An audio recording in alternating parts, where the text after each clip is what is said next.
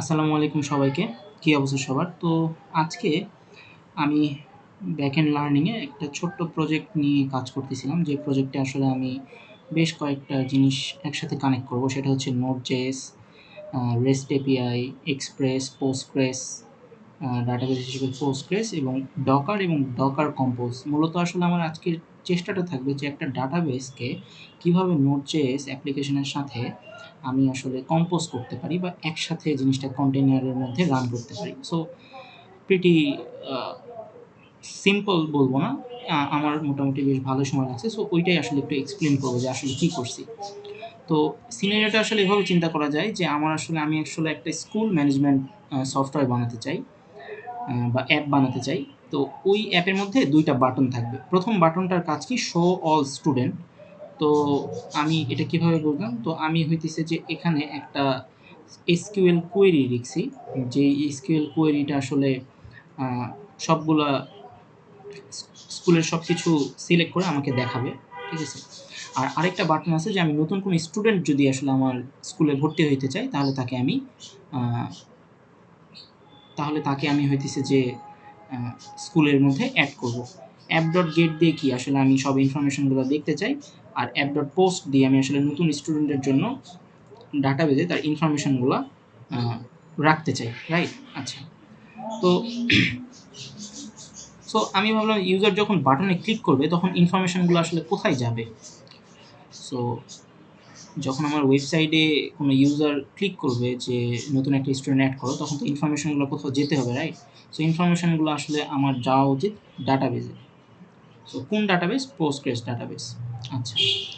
তো এখন ধরো একজন ইউজার আসছে, ইউজার এসে জিজ্ঞেস করলো যে, "আমাকে স্কুলের সব স্টুডেন্টগুলো দেখাও।" তো ইউজার সরাসরি তো ডাটাবেজের অ্যাক্সেস নাই। সো একজন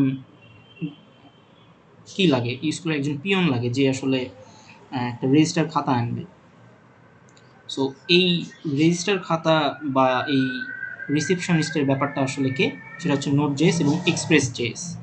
সো এখানে আমি সেই Node.js এবং Express.js মিলিয়ে যে server.js লিখছি, এখানে আসলে আমার এই কোয়েরিগুলা সে হ্যান্ডেল করবে। ১ম কোয়েরি আছে, গেট কোয়েরি আছে, মানে গেট করবে, ইনফরমেশনগুলা গেট করবে।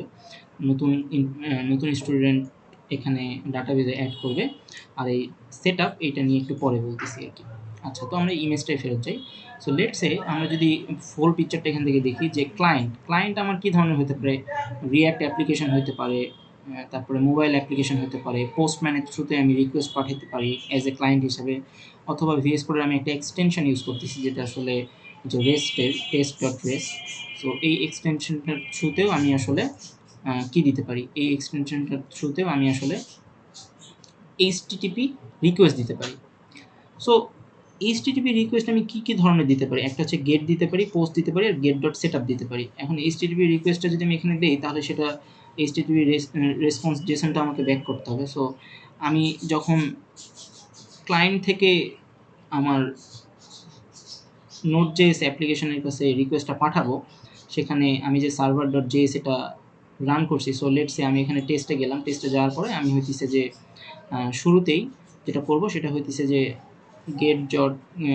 http.setup, right? সো আমি যদি এইটাতে রিকোয়েস্ট পাঠাই তাহলে আমি আসলে একটা রেসপন্স ব্যাক পাবো। সো রেসপন্সটা কাইন্ড অফ এইরকম। এই যে সেটআপ নামের যে আমি হইতেছে যে রিকোয়েস্টটা সেন্ড করছি, এটা আসলে কোথায় আসতেছে? এটা আমার server.js এর এই জায়গাতে আসতেছে এবং এই জায়গাতে আসার পরে একটা টেবিল ক্রিয়েট করতেছে, রাইট?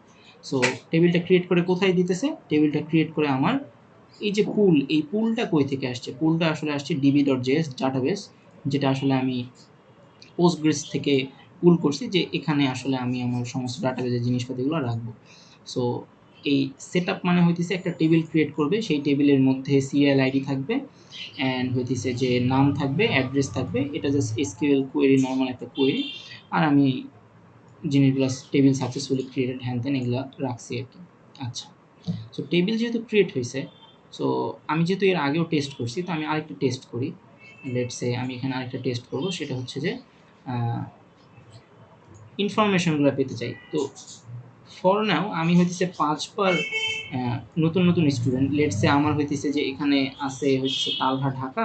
তো আমি আরেকটা নতুন একটা কাজ করতে পারি, আমি আরেকটা নামে হচ্ছে সাব্বির দিতে পারি, সাব্বির, আর এখানে লোকেশনে রাজশাহী দিতে পারি, ঠিক আছে। সো এটা হচ্ছে রাজশাহী। আচ্ছা, সো এই যে রাজশাহীতে দিলাম, এটা আমি সেভ করে নিই। এখন একজন স্কুলে এসে যদি কেউ বলে যে এই সেন্ড রিকোয়েস্টটা পাঠাও এবং হইতেছে যে নতুন একটা স্টুডেন্ট আসছে, নাম সাব্বির, তার বাসা হচ্ছে রাজশাহী, তাকে স্কুলে ভর্তি করে নাও, তাহলে এই জিনিসটা আমি এইচটিটিপি মেথড পোস্ট ইউজ করতেছি। সো এইটা আসলে আমার কোথায় যাবে, সার্ভার ডট জেএসে যাবে। সার্ভার ডট জেএসে যেহেতু একবার আমার অলরেডি টেবিলটা ক্রিয়েট হয়ে গেছে, সো তাহলে পোস্টটা এই জায়গাতে যাবে, এই রিকোয়েস্টটাতে যাবে। এই রিকোয়েস্টটাতে যাওয়ার পরে আসলে এখানে কি লেখা আছে, একটা স্কুল কোয়েরি লেখা আছে, এটা আসলে ইনসার্ট করবে স্কুলে নেম আর অ্যাড্রেস, আর নেম আর অ্যাড্রেসের মধ্যে কে কে আছে, সাব্বির এবং হচ্ছে রাজশাহী আছে। সো এইটা আসলে এই ট্রাই ব্লকের মধ্যে ঢুকে এটা আসলে সাকসেসফুলি আমার যে স্কুল নামের যে আমি টেবিলটা ক্রিয়েট করছি সেখানে হয়ে যাবে। সো চলো আমি হইতেছে যে এখানে একটা রিকোয়েস্ট পাঠাই। সো আমি যে রিকোয়েস্টটা পাঠাই, তাহলে হইতেছে যে এর মধ্যে অলরেডি জিনিসটা স্টোর হয়ে গেছে, রাইট। সো এখন যে আমি রিকোয়েস্টটা পাঠাইলাম, আমি হইতেছে এখন এই রিকোয়েস্টগুলো একটু দেখতে চাই। সো এই যে গেট মেথড, এই গেট মেথডের থ্রুতে যদি আমি এখানে ক্লিক করি, তাহলে সবার শেষে এই যে সাবমিট ডট রাজশাহী নতুন স্টুডেন্টটা আসছে। সো তার মানে আমি বুঝতে পারলাম যে কি দাঁড়াইলো এখন পর্যন্ত আমার আন্ডারস্ট্যান্ডিংয়ে। এখন পর্যন্ত আমার আন্ডারস্ট্যান্ডিংয়ে কাইন্ড অফ এরকম জিনিস দাঁড়াইছে, আমি এগুলোকে একটু হটাই দিই যে সরি, হ্যাঁ, এখন এখন পর্যন্ত আমি কি করলাম যে আমি রিকোয়েস্ট পাঠাইতে পারি, সার্ভার আসলে সেইটাকে database data DB dot JS এবং নোট ডট জেএস এর থ্রুতে আমাকে আসলে সেগুলো দেখাইতে পারে, এবং আমি যে রিকোয়েস্টটা পাঠাচ্ছি এটা আসলে রেস্ট ক্লায়েন্টের থ্রুতে পাঠাইতেছি।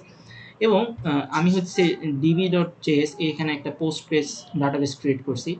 এখন সার্ভারের কাছে তো আসলে ডাটাবেজের অ্যাক্সেস নাই, সে আসলে নতুন আরেকটা ইন্টারফেসের সাথে কমিউনিকেশন করে, যেটা আসলে ডিবি ডট জেএস এর সাথে কানেকশন তৈরি করে আসলে পোস্টগ্রেসে এগুলো হ্যান্ডেল করে, এবং হোস্ট হিসেবে আসলে এখানে ডিবিকে ইউজ করা হইতেছে, এটা পোস্টগ্রেস না, এটা আসলে ডিবি।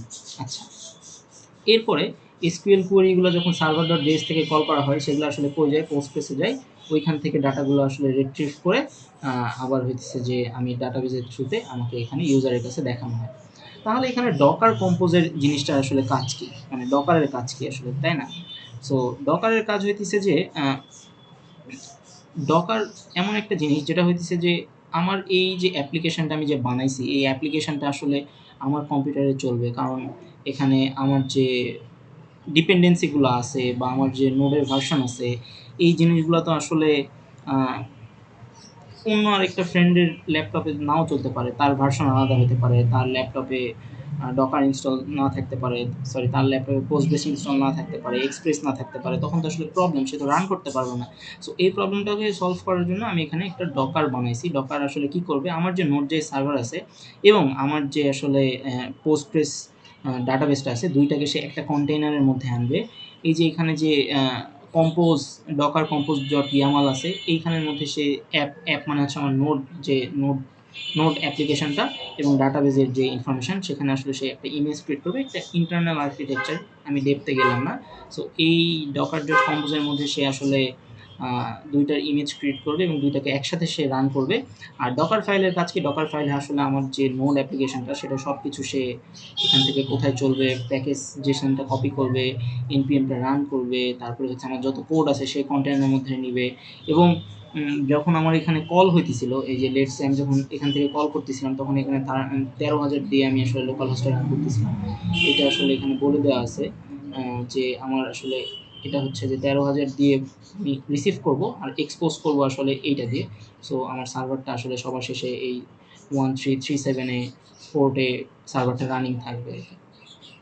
সো এবার হচ্ছে যে আমরা একটু ইমেজে যাই, তাহলে আমাদের ডকার ইমেজটা আসলে এভাবে করতেছে।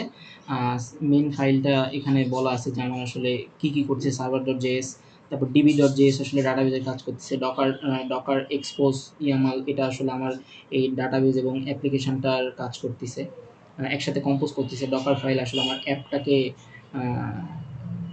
মানে নোড অ্যাপটাকে বিল্ড করতেছে, রান করতেছে, ঠিক আছে। আর প্যাকেজ ডট ডিসেন্ড এটা আসলে কী কী ডিপেন্ডেন্সি আসে সেটা আসলে ডিফাইন করে। অ্যান্ড আর হইতেছে সবার লাস্টে আসলে আসে টেস্ট টেস্ট রেস, এটা আসলে এপিআই রিকোয়েস্ট যেমন গেট, পোস্ট, পুট, প্যাচ, ডিলিট এই জিনিসগুলো আসলে সেটা করে। সো বেসিক্যালি আমি যদি সাম আপ করতে চাই ডাটাটা কীভাবে ফ্লো হইতেছে, একটা ক্লায়েন্ট আছে সে আসলে এইচটিটিপি রিকোয়েস্ট পাঠায় গেট এবং পোস্টের থ্রুতে, এক্সপ্রেস যে সার্ভারের থ্রুতে আসলে সেটা আমার ডাটাবেজের কাছে পুল কোয়েরি হয় এবং সেটা পোস্টগ্রেস ডাটাবেজে যায় এবং ফাইনালি সেই ডাটাটা জেসন রেসপন্সটা আমার ক্লায়েন্টের কাছে ব্যাক করা হয়। আর ডকার, এখানে কিছু ডকার কমান্ড দেয়া আছে, যে ডকার কমান্ডের থ্রুতে আমরা ডকারটাকে ইনস্টল করছি এবং আমাদের প্রজেক্টের সাথে কানেক্ট করছি। So this is overview of this project. I think আমি যেহেতু বিগিনার, আমি যেহেতু লার্ন করতেছি, আমার বলার মধ্যে অনেক ভুল থাকতে পারে। ইনশাল্লাহ আমি ইন ফিউচারে সেগুলা ফিগার আউট করে নিব অ্যান্ড সেগুলো সলভ করে নিব। সো এতক্ষণ ধৈর্য ধরে শোনার জন্য থ্যাংক ইউ। দেখা হবে পরবর্তী কোনো ভিডিওতে। আল্লাহ হাফেজ সবাইকে। আসসালামু আলাইকুম।